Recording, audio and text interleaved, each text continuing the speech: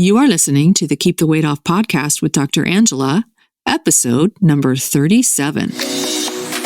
Welcome to the Keep the Weight Off podcast, where we bust all the dieting myths and discover not just how to lose weight, but more importantly, how to keep it off. We go way beyond the food, and we use science and psychology to give you strategies that work. And now your host, Dr. Angela Zechmann. Hey everyone, and welcome back. So last week we were talking about emotional eating, and one of the things that we talked about how we can really have this tendency to judge ourselves when we fail. So we have our intended eating plan, and then we end up doing something and we end up not following our intended eating plan. And then we end up in this cycle of judgment. And what I'm doing right now is I'm working really hard in our membership, in our Journey Beyond Weight Loss membership, to help all of our students develop the right mindset for lasting weight loss. And right now we're in the early stages. And I think it's super, super important to make sure that our thinking is correct about what we're doing. And so one of the things that will happen for people as they embark on their weight loss journey is that they hit these stumbling blocks and they slip up and they eat something that they didn't plan to eat. And what I want our listeners to know is that what actually happened does not matter. What does matter is what you choose to think about what happened and how that's going to drive your next action.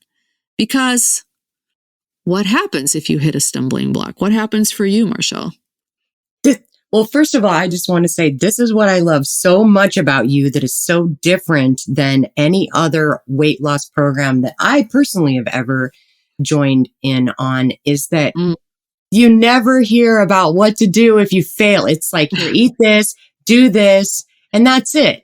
And we all fail. We're human. So I love that we're learning about how to handle these situations in life, because we all slip, we all fail, and we need to know how to keep going.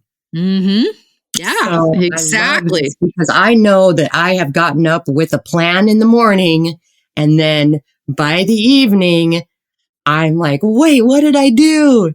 So I love that we're talking about this, because I'm sure that we all experience it, especially if, you're really trying to go from not having a lot of boundaries to really being diligent about, about your eating. So there's a lot that happens in between. There's a lot. In point B. So the question becomes, how do you handle failure? And when you develop a really good answer to this question in the midst of your weight loss journey, you can then apply these skills to any other failures that you might have in life. And guess what? Your life is going to expand almost like magic. It's just an awesome process. So again, as I always say, the weight loss journey is training ground for our life. So who's ready for an expansive life? I'm asking all of you who are listening to this podcast. If you are ready for an expansive life, it depends on how you handle failure. So I want to unpack it. Okay. So most of us were told as children that if we failed at something, that this was a big problem and that we had done something wrong. So we were trained to want to get A's and B's in school. We were trained that failure is not acceptable. But what is failure, actually? Think about that for a minute. What does it mean to fail? Google Wikipedia says that failure is the state or condition of not meeting a desirable or intended objective, and may be viewed as the opposite of success. And the Oxford Dictionary says failure is the omission of an expected or required action. So if you take these definitions and you sort of combine them, failure essentially means that we omitted an action and did not meet our intended objective. Okay. So in weight loss, This might show up as eating something we didn't intend to eat, or perhaps you're not losing fat as quickly as you'd intended. Okay? Now, here's the question. Because oftentimes these failures will lead people to quit. And the reason that they quit is because they make the failure mean something about them. So, for example, they may have this thought, I guess there's something wrong with me. And this thought leads them to feel discouraged. And this feeling of discouragement leads them to quit trying. Okay? So I want to point out here that it isn't the failure to meet the intended objective that caused them to quit. It was the thought that something was wrong with them that led them to quit trying, because that thought led them to feel discouraged.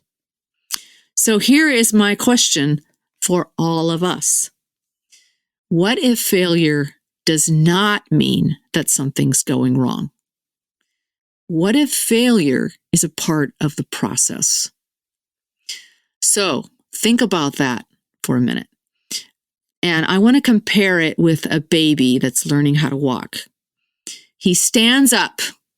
His objective is to walk across the room. He stands up, he tries to take a step, and then he falls down. He failed at his intended objective, right? Now, I want to ask you, has anything gone wrong? Is the baby just going to decide, I guess I'm a failure, I guess I just can't do this, I guess I'm just going to crawl for the rest of my life? Right? Of course not. That's not going to happen. Why? Because nothing's gone wrong. Nothing's wrong. What happens is that he gets back up. And in getting back up, he develops more strength and more balance. And each time he tries and falls and gets back up, he develops more strength and more balance. And then one day, he's got enough strength and enough balance that he can walk. Now, in the beginning, he's not walking very well. He's toddling around. That's why they call them toddlers. But the more he practices, the better he gets. Until one day, he's an expert walker. And then before you know it, he's running away from you and he's hiding inside the clothing racks at stores and generally just driving you crazy and making you wonder why you encouraged him to learn to walk in the first place. I experienced this as a mother, right? Did your kids ever do that? Did they ever go hide in the clothing racks at stores? Oh, yes. My kids, once they could learn how to walk, they were running. They didn't walk for very long. They just ran. Oh, God. Yeah. You're just like, oh, sheesh, why did I encourage him to walk? I wish he was crawling again. I could keep much better track of him then. So let's think about this and let's apply this to your weight loss journey. You're going to have times where you fail. You're going to admit an action. You're going to not meet your intended objective. Does that mean that something has gone wrong? Absolutely not. It means that you're learning. So let's say you had made this decision that you're not going to eat after 8 p.m., but you did. You failed at your intended objective of not eating after 8 p.m. The question to ask next is, what do you make that mean? What thoughts do you think about that failure? Do you think, this is just too hard, I guess I just can't do it? Well, this is sure to lead to a feeling of discouragement that's going to cause you to want to quit. Or so that's kind of happened to me sometimes. Like when I first started working on myself and started this journey, of course, I hadn't experienced Journey Beyond Weight Loss, which has been a blessing in my life because it has helped me deal with all the crap that's going on in my mind. Outside of just, what I'm supposed to eat. But like, I remember at first, I would really like get down on myself and I just can't do this. This is too much. I would become resentful and why can't I just eat like what I want? And I would just dwell on that and all of the, the negative talk. And that didn't get me anywhere. Then I would come to you and then you would talk me off the ledge and you would, fill me with a bunch of positive encouragement. And then after a while, then you taught me how to fill myself with positive encouragement when I would fail or, not meet my expectations. And so, now I just had, this since July, I went to, you guys all know this. I went to Mexico on a vacation. And from that point on, from that Mexican vacation, I was in a really vulnerable time because I was at a very, very good weight. And then I went to Mexico and I allowed myself to tell myself, well, even if you gained like 5 pounds, you're fine. You're really comfortable. It's okay to have that. And you're at an all inclusive. And that just started this whole mindset of, it's okay if you do this and it's okay. And then I went up on the scale like 15 pounds in a month and a half. And it happened so quickly, you guys. It was just, I felt so, free at first. Like, oh, I don't have to think anymore. I can just do what I want. And that really led me to, like I said, this really quick weight gain. And then I had to just stop and say, what am I doing? And because I have the tools that I learned from you, Angela, and Journey Beyond Weight Loss, I know now how to deal with that. And I didn't because I could have let that go for 40 pounds. I've done that before where I got to a great place. And then once I fell off or I just gave up trying or whatever happened, then I just gained everything back and then some. And I heard this story a lot from our patients, that once I stopped, then not only did I gain everything back, but then I just felt horrible and I was so ashamed.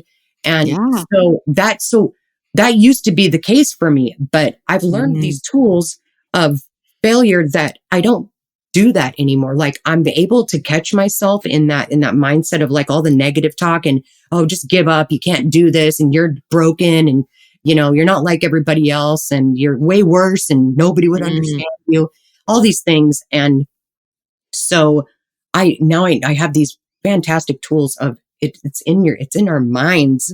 Yeah. We have to be able to talk to ourselves in this way that we can pull ourselves up out of these, I guess I don't like to even call them failures because it is such a learning experience. Even that part of it is a learning experience because now I know so much more about myself and my triggers and, emotional eating and all of that. Yeah. Yes, that's my input on this awesome situation that I've learned so much about myself just because I'm really, it's all, you have to really work on the emotions. You have to work on your head. Beyond just learning what to eat.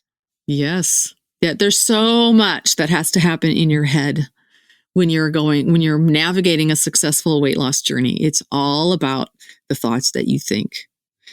So let's say you do have a fail and you think, instead of thinking this is too hard, I guess I just can't do it. And that's leading to discouragement and quitting.